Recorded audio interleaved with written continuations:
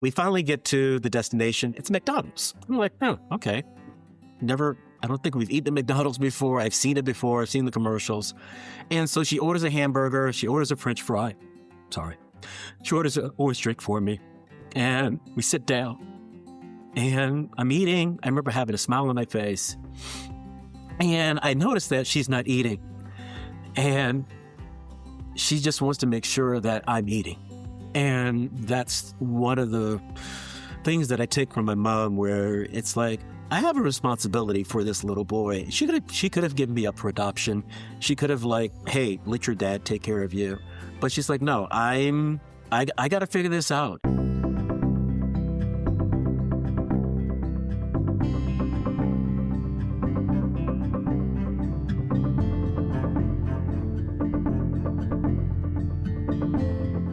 It is the Fit for Radio podcast. I am your host, Drew Tiedemann, and we are here, like usual, at the Stafford Hills Club, voted the best health and wellness facility in the Portland area, and it's so nice to be here. I work here and I play here. You can stay in shape and pay your bills. Right now, I've got a great guest here he's actually joining me from, are you in New York City? I'm calling from downtown Brooklyn, so yes, close enough. Yes, you're in Brooklyn. This is Harrison Thompson. Welcome to the show. Thanks, Drew. Pleasure to be here. Thanks for inviting me. So you have a really cool story, and that has some caveats in it that when you and I were talking before we did the podcast, I just thought it was really cool and kind of a different angle on how you became a parent. And as a triple girl dad myself, I'm always interested to see whoever's journey is their journey. Now, Harrison, you didn't grow up in New York, though. You grew up, was it in Texas? Yeah, Dallas, Texas. It was a long journey to get to New York. So I grew up with my mom raised me, single mom, growing up in Dallas, Texas, from the 70s all the way through the 80s until I left from high school. But as a little boy, I always dreamed, or maybe now that I'm thinking about it, manifested to be in New York, even when it wasn't the New York that we know it is now. But there was something always special calling me, because either the TV shows that we would watch together or the news programs or the magazines I would read, there was always something like calling me to New York. So it was a special treat to finally get here when I was an adult. Growing up in Texas is quite a bit different than New York, or even I live in Oregon on the other side of the country. It's all a different ride, and especially in the 1970s and into the 80s, there was a lot to chew there. What was that like for you being in that environment back then? That's a good question. I mean, as a kid, you really don't know that much. I mean, basically, it's like you know where you grow up and like maybe the 4 or 5 blocks. So as a kid, from my earliest memories growing up with my mom, it's, we lived in an apartment, so rode my bike every day during the summertime and had to be back, before the street lights came on, or I'd get in trouble. But it was for the longest time until she got remarried. It was just she and I. So she always tells me the story of she would go someplace with me and try to like encourage me to make friends. And I would tell her, according to her, is like, you're my friend and you're the only friend I need. So kind of a mama's boy, because we were just that close. And so it was that way up until I think I was maybe 9, and she married my stepdad. And that changed. That did change a little bit. But prior to that, it was this, how do we say this, kind of magical situation of like this very, I want to say big sister, little brother relationship that I had with my mom. And so to kind of frame it that way. So you were also partially raised by your grandmother too, right? Or at least she was in the picture with you. And was she more if your mom is your friend, is grandma more of the authoritarian, or how does that work? Yeah, that's a good way of framing it. So during the summer times, and we would drive to Mississippi. So it was like an 8-hour drive from Dallas, Texas to Jackson, Mississippi. And I would spend a lot of my time with my cousins. And so just had cousins on both sides of on my mom's side and my dad's side. But really identified, or really was real close to my grandmother. And it wasn't until, my gosh, maybe a couple months before the city kind of shut down during the COVID years, when I'm on the phone with my grandmother, and we usually talk at a regular time about once a week or so. And out of nowhere, she says, you know why we're so close, right? And I'm like, no, I don't. It's like, well, I raised you.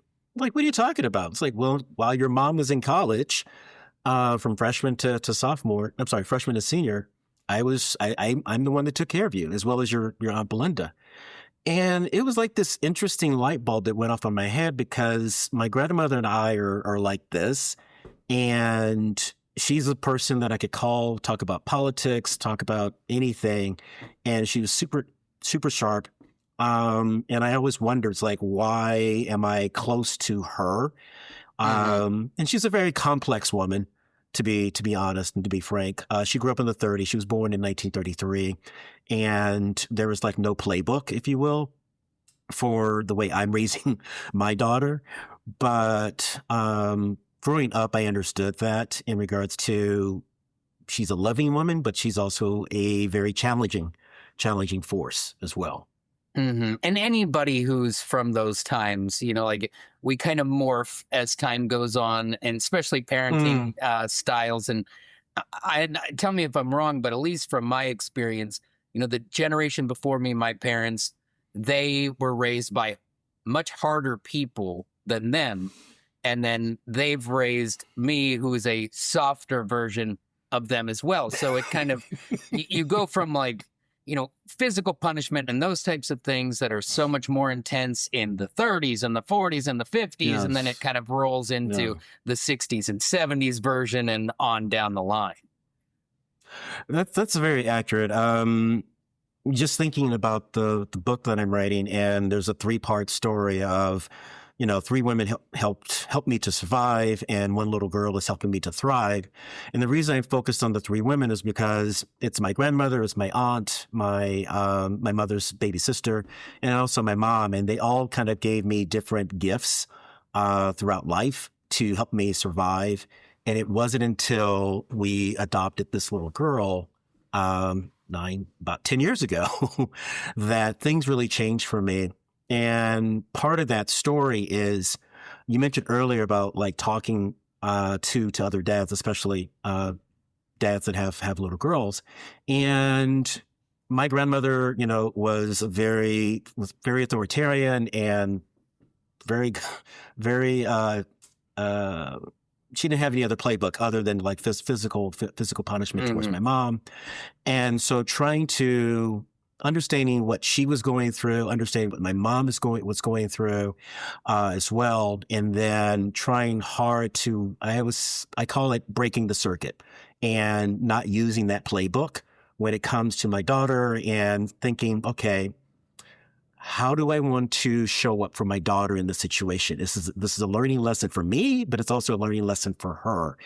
And those lessons are difficult because I feel like it's part of my DNA of, even though I didn't get the brunt of the physical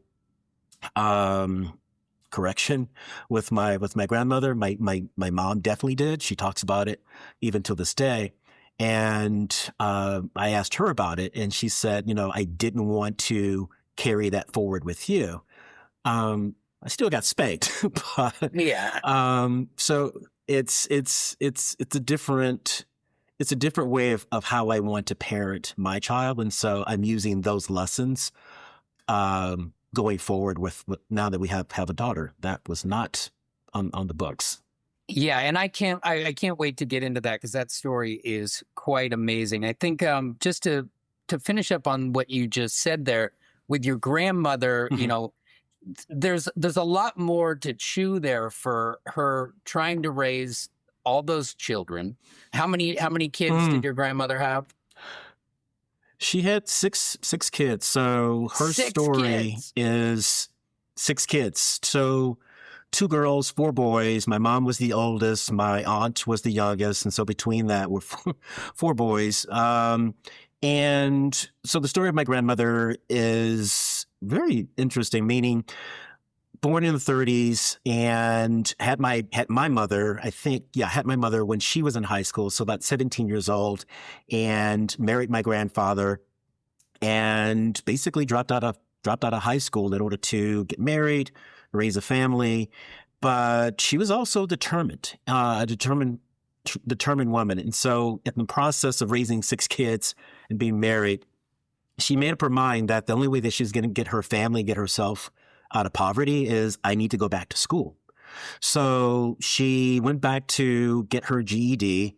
And then after she got her GED, she went to school, went to college, at Jackson State University to get her Bachelor of Science degree. And then she didn't stop there. She, finished up and received her master's in education. And again, this is a woman that, growing up in the deep South, the Jim Crow South. And she had a vision, not only for herself, but also for her children at the time, of in order for us to get out of our current situation, education is that key. And so it was drilled into all of I call them kids, my aunts, my aunt, my mom, and my uncles, it was drilled into her children that you will go to school. There's no ifs, ands, or buts. And they did, every single one of them.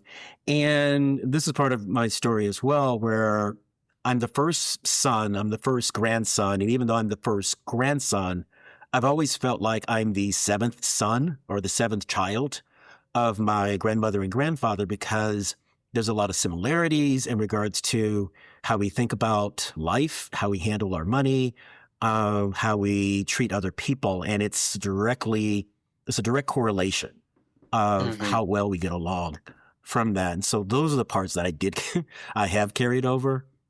Well, it's quite well. So I was just going to say, it's quite complicated, to paint a person with a single brush, right? You look at your grandmother, and while they're raised in a time where punishment is different and all those things, she was the first to change the cycle of, I don't want to say behavior, but almost of like pulled you out of the poverty circle, because what you find, especially in those scenarios where she's fighting uphill, nobody's coming to bail you out.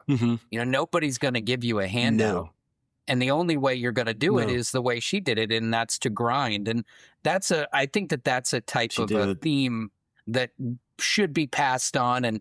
And while they come from a time where, there are some decisions that we'll do different in our time, but it's that ability to kind of bite down and push that got you guys to a different place.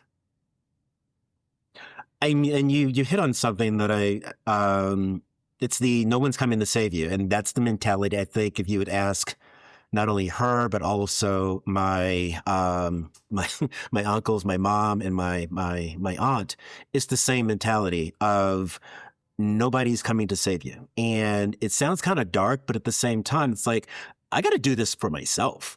If I don't do this for myself, then I need to do it for my children, because again, it's on me. And I saw that earlier on, some early memories, at least with my mom growing up. I think I was 4. She was recently divorced from my dad, and brand new apartment.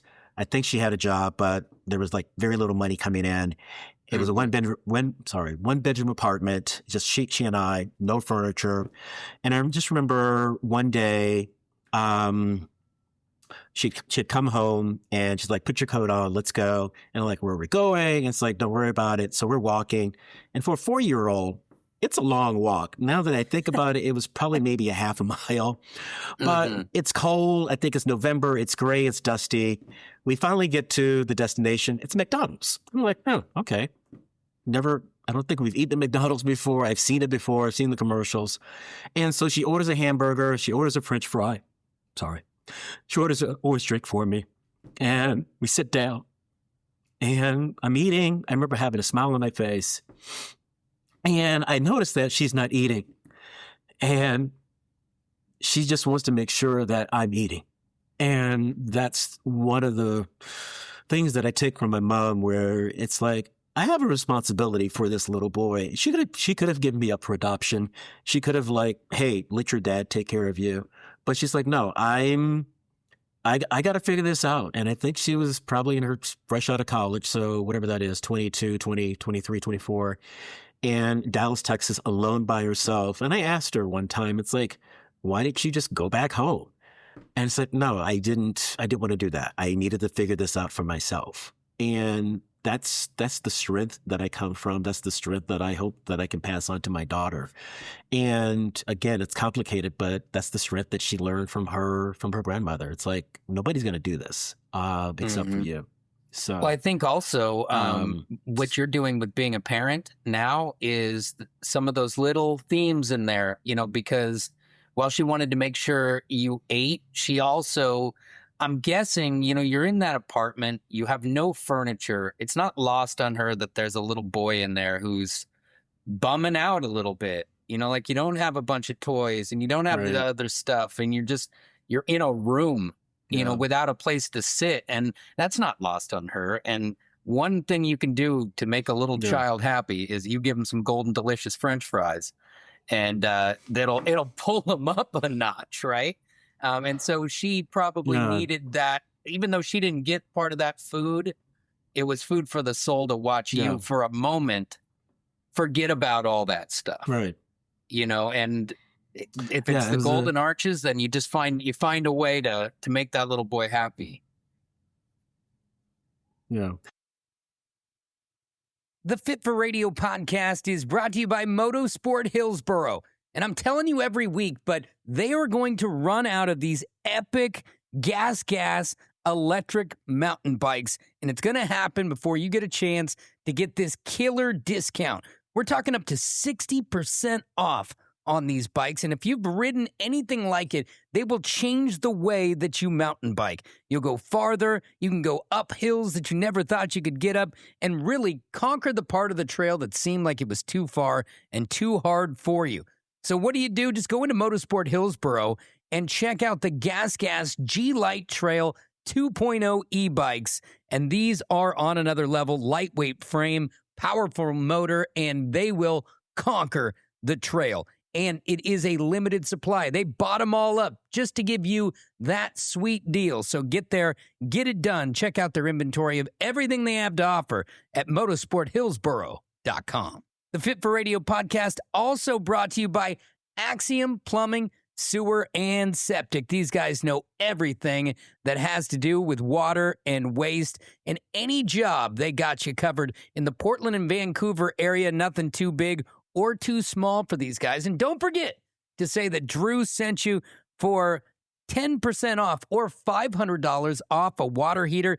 I trust these guys so much that I handed their phone number to my own father. So get on it, get what's fixed, get something fixed that you're probably like, well, I'm just not budgeted for that. You're hearing that drip. You know that leak is there. Get out in front of it while you can. And there's no one better to do it with than Bruce and the gang over at AxiomPDX.com. That's the website. Axiom Plumbing, Sewer, and Septic. They know everything water and waste.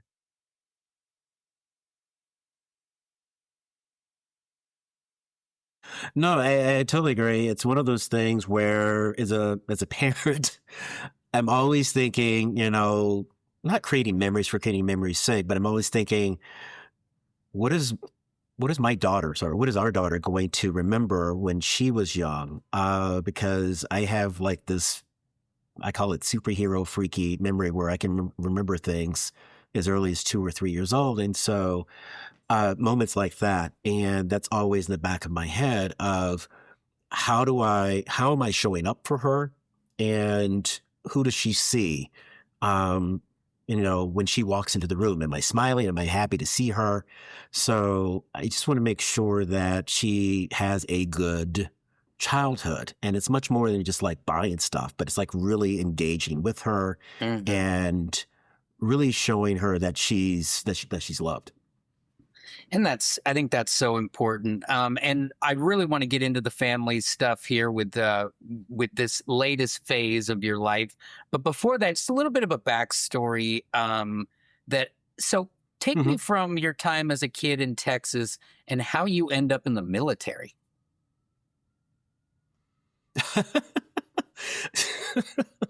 Oh gosh. So this is a long story. So I have what I call angels in my life, and there are people that come into my life that guide me and show me the door, and then they just disappear. And there's this woman named Lenora. We were in Jackson State together, freshmen, and she was talking about the GI Bill and how you can get your loans paid off and get this going, and you serve your country. And I'm like, oh, well, my grandfather served in the Korean War. My dad served in the military. He's a captain. I'm like, I guess I can join. And at the same time, I was deeply in the closet. I knew I was attracted to other guys, but didn't act on it. And I'm just thinking. And you weren't telling anyone at the time. My life was kind of in a. Oh no! I lived with my grandmother so I moved out of Dallas to go live with my grandparents in Jackson. And even though my grandmother and grandfather and I were like this, they were still stern. So the idea of a gay grandson was not on the vision board back then. So I just felt like college was not working out for me. And I just figured, well, if I join the military, it will toughen me up, it'll man me up, and maybe I won't be attracted to other guys anymore. Plus, I can like help pay my way through college because I have no other means.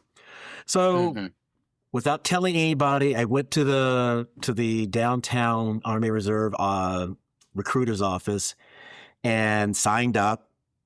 And signed the papers, and I was going to be shipped out to basic training in less than about 3 weeks. And I get home, I tell my grandparents, I call my dad, and everybody's like, what the hell you do that for? And I'm like, well, I need to figure stuff out for myself. I never told anybody the real reason until years later. But it was actually the best thing that I could have done to like, I needed a reset. And I just felt like everything was kind of going out of control. My life was getting out of control. I was lying to myself. I was lying to friends and family. And so joining the military helped me just be more focused. And I came back and I was like, you know what? I think, and at that point my dad and I were talking, and at the time he was living in Minnesota. So after basic training, I came back and I said, you know what? I'd love to come up to Minnesota and live with you if you're open to that. And he said yes. And so that was another benchmark in my life where that changed the trajectory. So it was a combination of the military and moving to Minnesota. So the military was like, you have a job to do. You are an adult. You are an adult man. You have responsibilities. Single or married. At the time I was single. And so it really just helped me to focus. And that allowed me to start college again and make very good grades and make some friends as well. And so I served in the military for about 12 years, both the Army National Guard and the Army Reserves. And I had a wonderful time. It was a great time. So, made a lot of good friends, and that I'm still in contact with today as well. So there's parts of me that miss the military just because of the structure and how at the time we treated one another as well. So That's cool, and that kind of builds a backbone for more of that work ethic that was put into you as a kid, but on the military level takes it up a notch. Now you talk about guardian angels, and I think that's so important. I think we all have people and situations where you can look at later in life, and you're like, how did that work out for me? Like, how did they guide me here when I'm all over here? no, I was just thinking the person I was mentioning earlier, the Lenore. I don't think she ever joined the military, and I never saw her classes after that. Lenore had a perfect plan for you, but she wasn't about to sign up. No, she didn't. That is so funny. So you go on to be you were a delivery driver, and is that after the military that you did that, or when were you doing that? Or was that in college? How did that go? That was in parallel. So in order for me to pay for, so I went to University of St. Thomas. That's in St. Paul, Minnesota. It's a Catholic university. Mm-hmm. And so in order for me to pay for college and get everything else in car. So military on the weekends, once a month. And then I was a FedEx driver, delivering packages, picking up packages. So my schedule was perfect. So I'd go to school in the morning time, study. And then my shift would start at 3:00 in the afternoon and then wrap up around about 7 or 8 in the evening. And so I worked for FedEx for a good almost about 3 years. And so that helped me to get through college, pay for my monthly bills and everything else. So, and that's another piece where at that point, by the time I started college again, my dad and stepmom, they moved from Minnesota to Pennsylvania. And I had an opportunity to move with them. But I said, no, I want to stay here. I want to figure this out on my own. Again, my mid-20s, somewhere, really not connecting the dots back then. But there was those survival notes, kind of echoes coming from my grandmother, coming from my mom of, I need to figure this out for my own. I need to stop living with my dad and stepmom and relying upon them. I need to rely upon myself. And so that was the first kind of independence, if you will. And I'm always grateful for them offering me a place to stay. But that was also another way for me to you know what, let me figure this out, because they were my only family. By the time they left, I made lots of friends. I was invited to Thanksgiving dinners, but that took time.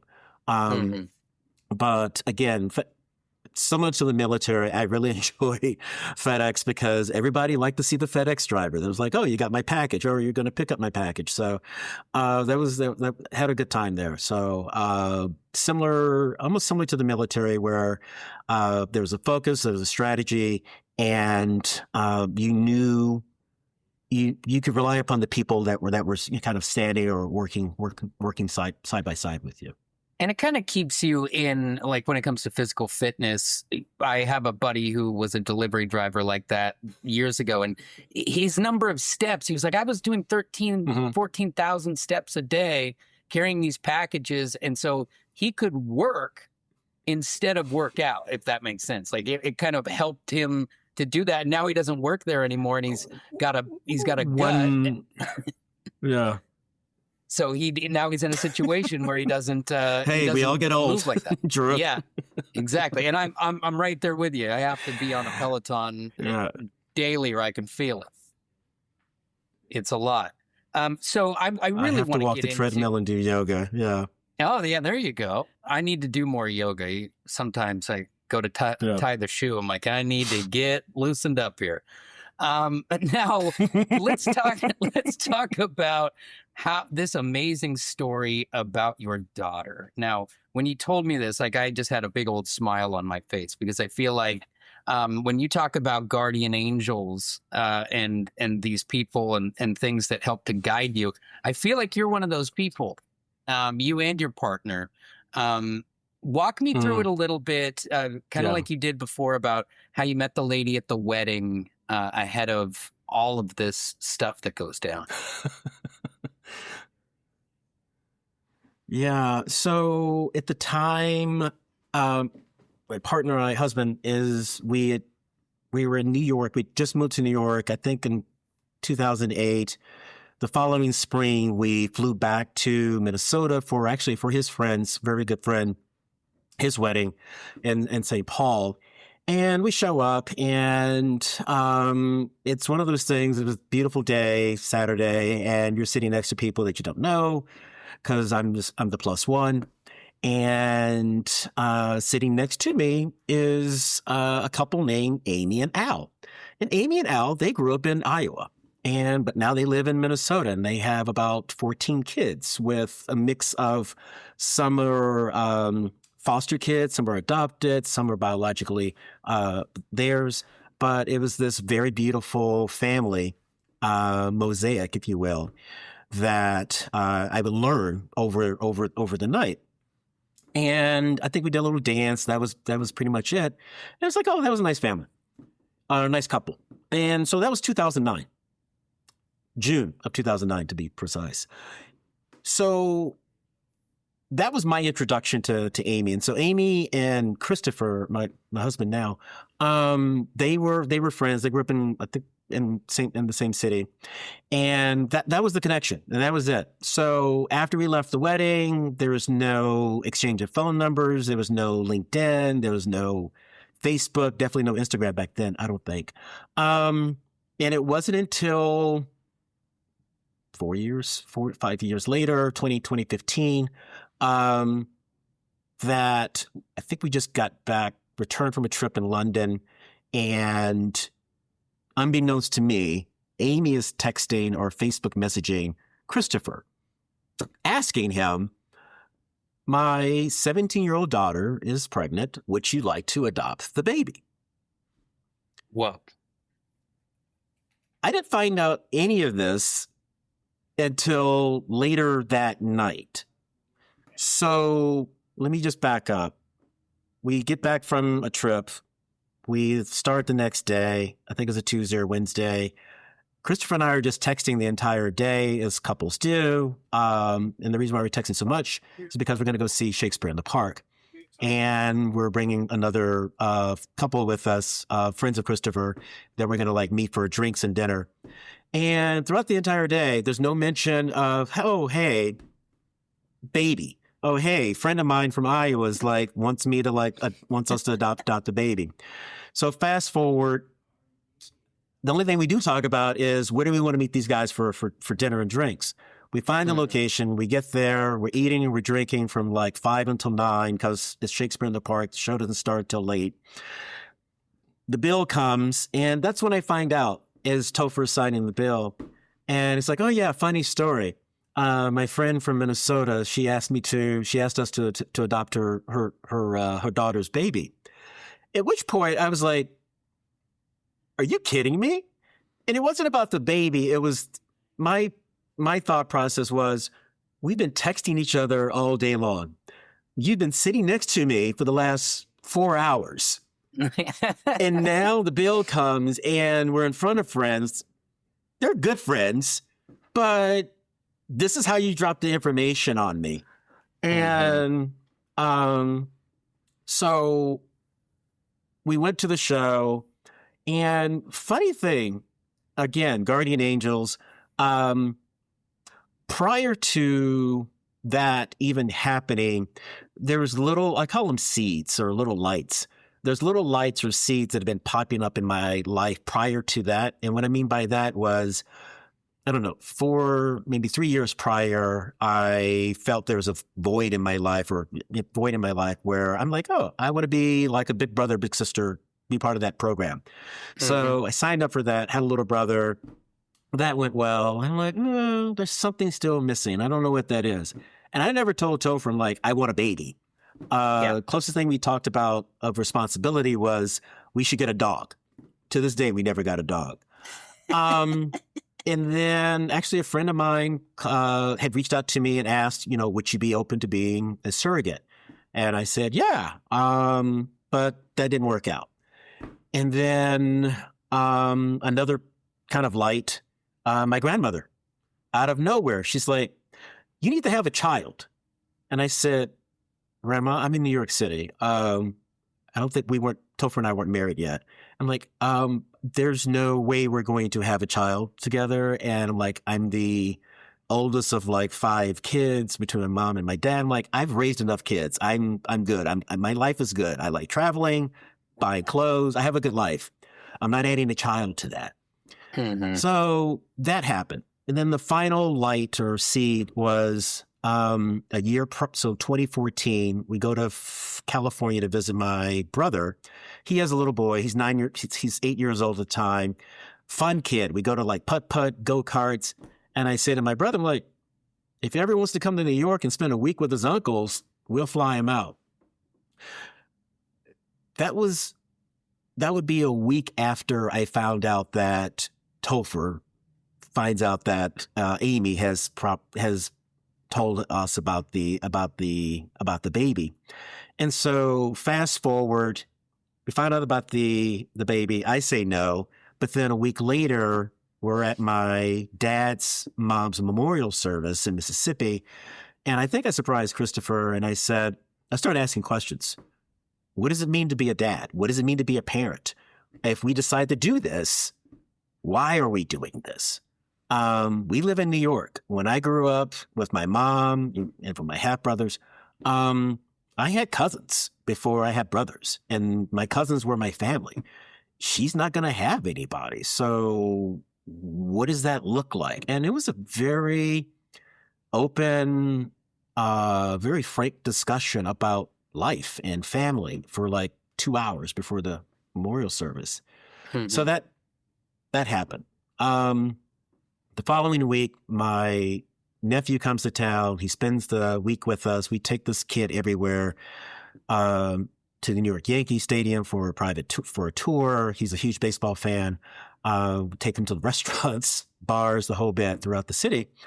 And we're just thinking at the end of the week, I'm like thinking, wow, if we could ever have a kid, he'd kind of be like this. Kind of cool, easygoing, that whole bit. And it showed me a different way of like how I would parent versus how Christopher would parent, because we come from two different backgrounds. And over the summer, I just started, because I'm type A, I just started interviewing friends and family who were adopted. And they start asking them questions about, you were adopted into this family. What does that look like? What does that feel like? You're listening to the Fit for Radio podcast, brought to you in part by the Stafford Hills Club, just voted, actually, the best health and wellness club in the Portland area. And you can see it right when you get here. They got that saltwater heated pool with the steam coming off it, all the great workout classes, and amazing staff. I mean, these people are so friendly. It's unbelievable. Rarely do you go to a club where they actually want to see you. And that's the way it is at Stafford Hills, also a community where you build friendships. I mean, I see people in here playing board games. Sometimes it's like, wow, you guys actually like each other. Stafford Hills, if you want to join, just hit me up. I'll get you dialed in with half off your initiation fee, and you will see it, and you'll believe it once you're here. StaffordHills.com. And I had a very good friend of mine that we worked together at Bloomberg. And she was telling me that she was adopted, which I didn't realize. And she says, she was born in India, but she was adopted by a woman named Sarah, as she calls her, from Buffalo, New York. And she says, Sarah doesn't look like me, and I don't look like Sarah. Sarah's a white woman with blonde hair, and Sarah's my mom. And Drew, when she told me that, I started crying. And I said, this is it. And it's like, that's what I needed to hear. And so I called up Christopher, I think about 6:00 my time, New York time, and said, I don't want to do a shoulda, woulda, coulda, meaning I don't want to look back 20 years from now and missed out on this opportunity to raise a child with you. And I said, I'm in if you're in. And it was this situation where we're both kind of like crying happy tears over the phone. And I said, I just have one condition. For the last, 2 months, the conversation has been with Amy and us, or Amy and Christopher. I said, I want to talk directly to the mom. I want to make sure that the mom is is the one that's giving her baby up for adoption, and that she's not being coerced into giving her baby up for adoption. And so Christopher sent the text message to Amy, and Jada said, yeah, happy to chat with you. And so we hop on the phone, and I think we're parking 22nd. We just finished dinner. And so we both had the phone up to our ears, and we just started asking her questions of like, why us? Why now? And she said, I want the baby to grow up in a interracial relationship. I'm like, okay, check the box. And I said, I want the baby to grow up in a major metropolitan city. I'm like, New York City is major. I'm like, check the box. And I want this baby to grow up with two dads. And I'm like, wow, this is very specific. And it didn't dawn upon me until 2 weeks fast forward. I'm jumping ahead, but it didn't dawn upon me until after Janai was born, why Jada was so specific about why, basically us. And because there was other people kind of waiting in the wings to adopt this beautiful baby. Mm-hmm. And what I put two and two together, I never asked, even to this day, I never asked Jada, but what I put together was Jada will always be the mom, no matter what. And in the other options of our daughter being adopted, she would have been adopted in a heterosexual couple family unit, and Jada would have been the birth mom or the other mom or mom too. And the reason why this is so important, I'm skipping ahead a lot, is that there was a journey that I went on where we decided to do an open adoption, meaning Janai gets to know her origin story. Janai gets to know who her mom is, where she came from. And to be honest, I was not up for that before she was born. And we ended up finding an adoption therapist on the Upper West Side of New York. And it was like this wonderful 4'11" spark plug of a therapist who kind of talked like Dr. Ruth, where she's like, she's the mom. And I was before the session, I was gearing up to like, show data, some facts, this whole bit of like, the baby's ours, the baby's mine. I'm not sharing this baby with anybody. And she simply said, she's the mother. There's no birth mother. There's no prefix. She will always be the mother. And I just sat back on the couch and like, wow, you're right. Okay, fine. She's the mom. But still my baby. And so the next session was open adoption versus closed adoption. And I'm like, fine, she's the mom, but it's my baby. I'm sorry, our baby, but my baby. Mm-hmm. And so the therapist, like, she's a very, very smart therapist. She's like, here, read these case studies about open adoption versus closed adoption. And Drew, I read the first case study, and it talked about this kid that was adopted into this very well-to-do family, was given like a BMW, given every particle of clothing you could ever think of, high fashion. But it was a closed adoption. He didn't know his origin story, and he grew up, and there was like this void in his soul. And he talks about how it was like this arrested development of, I was never good enough, and nobody really wants me. Because eventually he found out that he was adopted, but he didn't know his origin story. Mm-hmm. Then I read case study number 2. Kid was adopted into a blue collar family. He knew his origin story. He knew at least one of the parents, and he had a fairly decent emotional a life growing up. He felt wanted. He felt needed. There was not like a void there, and it happened. I read those case studies about the same week or so, a few days before we got the sonogram, and we found out that she was going to be a girl.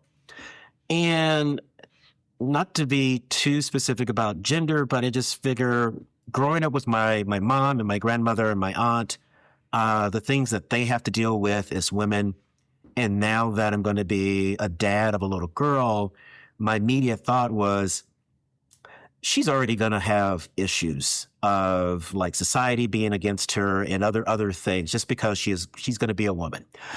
I do not want my fear to overrule or overtake something from her. And she needs to know who she is. She needs to know her story. Mm-hmm. And really coming at it from a place of fear of, what if we do this? And at, 16 or 12 years old, she's like, I want to go live with my mom. And that's where that fear was coming from. And I called it like Star Trek or Star Wars, or like shields are up. Like, nope, nobody's going to do this. Once I read that case study, I broke down. I'm like, you know what? Whatever we need to do to ensure that she feels healthy physically, but also mentally, forget my fears, forget my own insecurities. This is all about her. And that happened in September. Janai was born in January. We never told Jada what we were doing on the adoption therapy side. And the reason this is so important is because 2 days after Janai was born, Jada is the one that asked us, like, I would like to stay in contact with you guys. I would like to stay in contact with Janai. Mm-hmm. And I think we said yes so fast, it surprised her. And I think she was expecting us to say no. But I'm the one that is all me, because Christopher's like, he's like the rock or the anchor for me. He's like, yeah, sure, not a problem. He's like very steady. Me, I'm like, yeah, I need time to think about this. And I'm glad I had that time to think and process and think about it's much more than just me. It's her. It's us. Mm-hmm. And I'm so happy now just because we were actually in Minnesota for Christmas just last month. And it just put a smile on my face for her to like hang out with her mom. She did like a date night or a date day with her mom, but they went to go see The Grinch Who Stole Christmas at the Children's Theater. Awesome. And she loves her mom. She loves her mom dearly. And I'm so glad that they have each other. She also has cousins as well and the whole bit.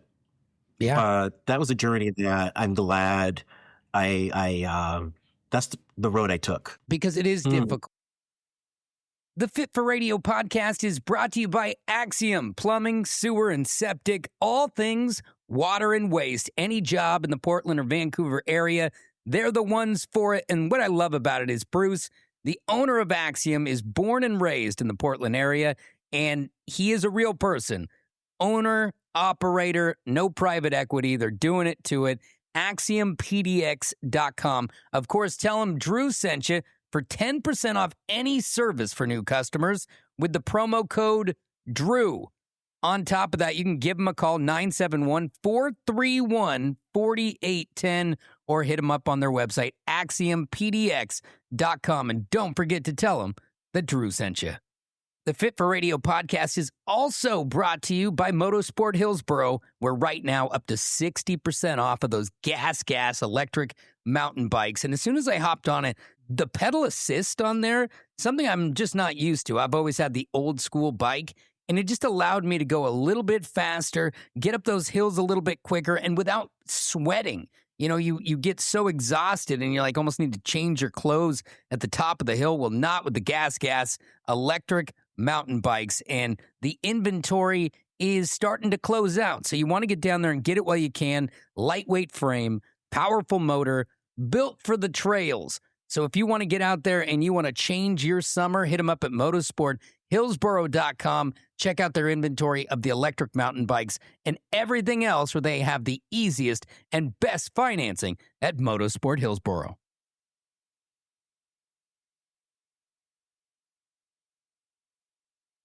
And there is kind of, that defense mechanism that they will take them away or that they'll want to be drawn to their bloodline. But a couple of things you did for everyone involved when you made that decision is health-wise, it's always good for them to know what their genetics are, what they're predisposed to have happen to them. And you'll always be able to tap into that now. You know, a history of diabetes, cholesterol, blood pressure. We could go on and on about that. But more on the love, the love side. You know, it's twofold. It's one that I feel like if it's possible and it's healthy, that a child should know the parent, if it's healthy. Yeah. But Yeah. Yeah. also, when you made that decision, because even though you're on the inside, your personal feeling is, I don't want you to take this away from me. You chose her over you. You know, you Yeah. decided that Yeah. what is best for her is better than what's best for Harrison. And that's just your first Yeah. of a billion parenting decisions that are built on that exact same thing. Right? You know, it's like, Right. it's tough. Yeah. We are, as human beings, we have a selfish bone in us. And it's just can Yeah. you work through that and then put the child first? And you did it from the time that she was born. It's impressive. Yeah. Honestly, I've never thought about it till you brought it up. I'm crying right now because it's weird. It's weird is the wrong word, but Christopher and I call him Topher, Christopher for short. We talk about this all the time where she's been in our life for the last, it'll be 10 years.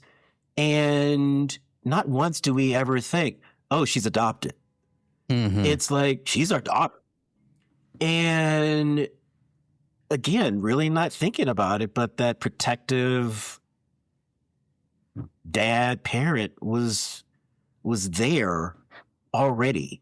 And I'm not trying to pat myself on the back. I'm just processing what you just said. Like, I've never thought about it since that time. I'm like, this is what you need to do, Harrison. And yeah, I'm sorry, I have to process. No, it's okay. It's a testament to how you're raised too, you know, and while there are hard times in there, I just keep thinking back to like the McDonald's situation with your mom, and you know, it's that stuff that, and while you don't see it as a child, you reflect on it as an adult and you see that's in your DNA to be a protector. Yeah. And as it was your mom and your grandmother and, you know, and your aunt on down the line, because, you know, really at the end of the day, there's almost like an animal instinct that comes out for a good parent. You know, we don't all do it right, but you're just like, okay, now I protect that person forever as long as they will allow it. And I mean, you're doing a great job there. Now, how does that go? She's born, she moves to New York then? How does you guys, you get going there and then? So this is part of the angel that I kind of mentioned a little bit earlier in our conversation. So because Janai was born in Minnesota and because we live in New York, the adoption laws, they're not federalized. Each state has their own way how they manage adoption. And so Minnesota, the mother has, I think, 2 to 3 weeks to change her mind and say no. And there was a moment. So Janai was born January 26th. We're at the hospital the night before she's born. And Amy's giving us updates, text messages, the whole bit that, you know, baby's on the way. Finally, at 4:15, she's born. We go to the hospital room. We see her for the first time. We give her a bath. We're holding her, the whole bit. The hospital was so gracious to us, Drew. They gave us a room next to Jada. And we had, like, they would bring Janai in a little bassinet. And she would, like, sleep next to us in the bassinet. Wow. That was Monday night. We go out for dinner. We come back, sleep. Tuesday morning, the night nurse wakes us up at 2 a.m., says the mother wants to see the baby. I'm like, oh, okay. And we go they cart the baby, Janai, to Jada's room. The light is low. There's like one little lamp on. There's like balled up tissues strewn all over the floor. And in that moment, I'm like, oh, okay, this is it. And Jada just starts talking about what was it like to carry this baby for 9 months. And now she's going to be raised by these 2 guys that she just met. And she's just talking. And it was Christopher that says, would you like to keep the baby in your room would you like to give me the baby? He didn't qualify it. And she said, yeah, I would like that. And so Topher and I went back to the room, other side, and we both kind of looked at each other, didn't say anything, but in our mind, we're thinking, well, that's it. About 7 o'clock in the morning, we wake up. her bassinet is, somebody rolled the baby back into our room without us knowing it. And it was feeding time. And we both started crying, and it's like, okay, looks like she changed her mind. So over the course of the next 2 weeks, because Minnesota had like the 2 or 3 week law, the mother can change her mind, we stayed in an Airbnb. And over the course of that time, I was asking Amy, Jania's grandmother, Jada's mother, about, I've never asked this from you before, but like, why us? We weren't on Facebook saying we want a big fat baby.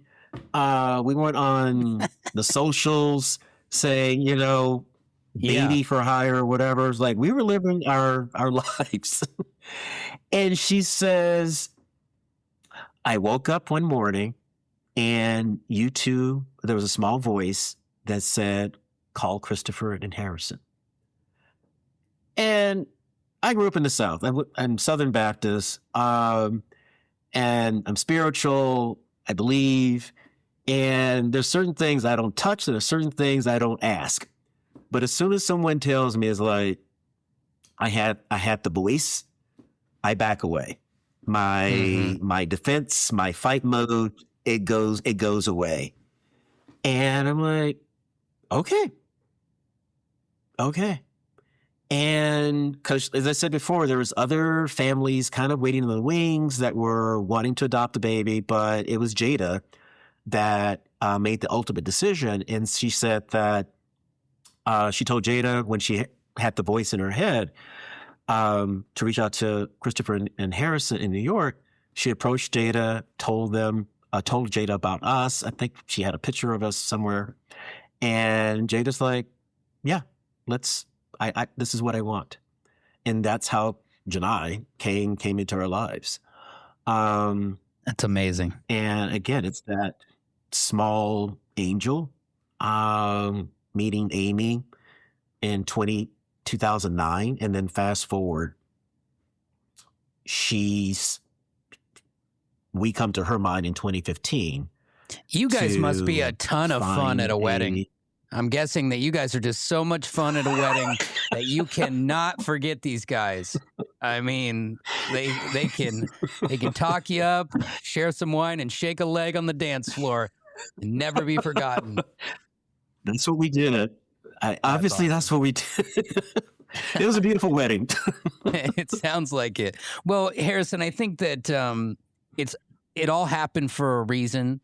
I just feel like the reason why it's you and Christopher is because it was supposed to be you, and that there's other families, and of course there's good people, but this was this little girl and you two. That's the destiny right there. That's what's and as she grows, I have a 10-year-old daughter, an 8-year-old daughter, and a 2-year-old daughter, and the 10-year-old, you can see they're starting to kind of flower into this amazing human being on another level. They're always great, but now they're critical thinking and they're so loving and they're special. And that smile is fuel, and for me, like I wake up and it doesn't matter what mood you're in, those kids or even just one of them, they could come give you that hug or tell you, I love you, Dad. And it just, everything goes away, and changes everything. It. Yeah. Mm-hmm. So I look forward to that in the mornings. Yes, absolutely. And honestly, I've recently gone through a career change, and there's a lot of mornings you wake up with anxiety and you're like frantically riding an exercise bike or like pounding out emails, and then they come down the stairs and it just washes it away. And they are medicine. I really do believe that. I mean, they are. You and I, we have to pay their bills, but it pays it back tenfold what they give us in return. I have no complaints whatsoever, because whatever this little girl came into our lives. I mean, especially for me, it like, I don't know, it's the right moment, the right time where it softened the rough edges of me. Because I'm the oldest of what I said this earlier, of like five kids. So I have two half brothers on my mom's side and two brothers and a sister on my dad's side. And my way of raising my brothers was before I was in the military, is very, very strict, very kind of similar to my grandmother. Mm-hmm. And when I got the sonogram September 14th, that she was going to be a girl, I was like super, super excited because I was just thinking, I need someone to like just round me out. And I know that's a lot to put on a kid or anybody, but it really has. I feel like she's helped me to be more empathetic, and she's helped me to like slow down.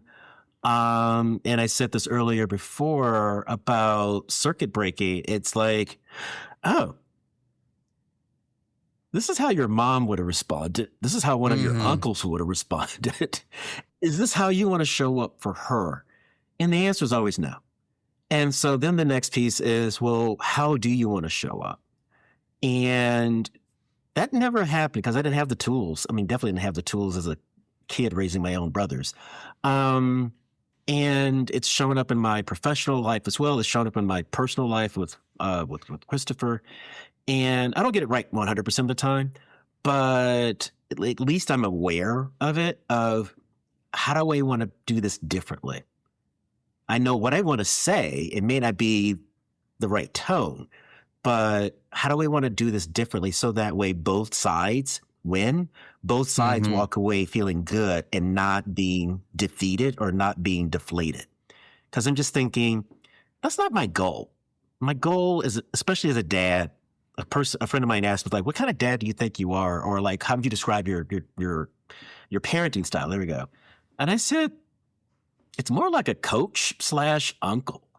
It's like, yeah, I'm her dad, but I really feel like I'm here to teach her and she's teaching me. But that's my North Star. Again, don't always get it right, but like, that's how I see her in any situation. And even in the most difficult times, it's like, okay, what did you learn from this? And those are questions I ask myself. I definitely ask her. So again, I'm so grateful that she's in our lives, because as you said before, it is like medicine. It's magical. So. And I feel like they're constantly changing me as well. And it's probably the same for you, that I liken it to as guys, most guys in general, if we're a rock, we're a jagged rock. And having a daughter, and some rocks are more jagged than others, but having a daughter to me is like a river on a rock. Like that, while it doesn't change you necessarily today, that over time, it just softens the edges, like you said, and it changes you. My dad, he raised 4 boys, and there's a lot of everybody quiet. Wow. And now, while it's not like abuse, they have to raise up all the time. And I've had to learn over time that, especially with girls, that there's no standing over them. There's no, you don't use your presence even on accident, and it's about feelings and talking it out and all of those things that I think that, and I'm not perfect either. I'm not my North Star is still way up here, but as long as we have those things in our minds, and that we can know that, they are, the end goal is to raise a human being who's better than us. And that's what our parents, we're just going true. Up a line. And I just truly believe that you've got those ideals, and that you guys have a baseline here where this little girl's very lucky to have you, and she's probably destined for some incredible things, and maybe some high-level fashion if you'll allow it. She is daddy's girl, so. Well, that's great. Well, I'm so glad that you were able to come on here and share your story. And I hope to keep in contact with you, and I'll send you some pictures of my little girls, and hopefully you'll do the same and bring a big old smile to my face. But it's nice to see a guy who Most definitely. Your entire family is an inspiration to me, that you guys, you didn't just let the narrative be written for you, all the way from your grandmother taking the family and going back to school and grinding, pushing that on your mom and her brothers and sister, and then on to you, and then on to your daughter. You're just building better humans all the time over there, Harrison. And I'm trying to do the same thing. I'm very happy to have met you and to be able to share your story. Thank you. Thank you so much for inviting me to chat with me. I really enjoyed, as I said before, I love talking with other dads as well, because it's we have similar-ish journeys or backgrounds of like how we were raised, and at the same time we're like, I want to do this differently. And it's like, okay, how? So thank you for this conversation. I really appreciate it. This was medicine, so thank you. Well, same for me. You're an inspiration. Thank you so much, and have a great rest of your day. All right, Harrison? You too. Take care, Drew.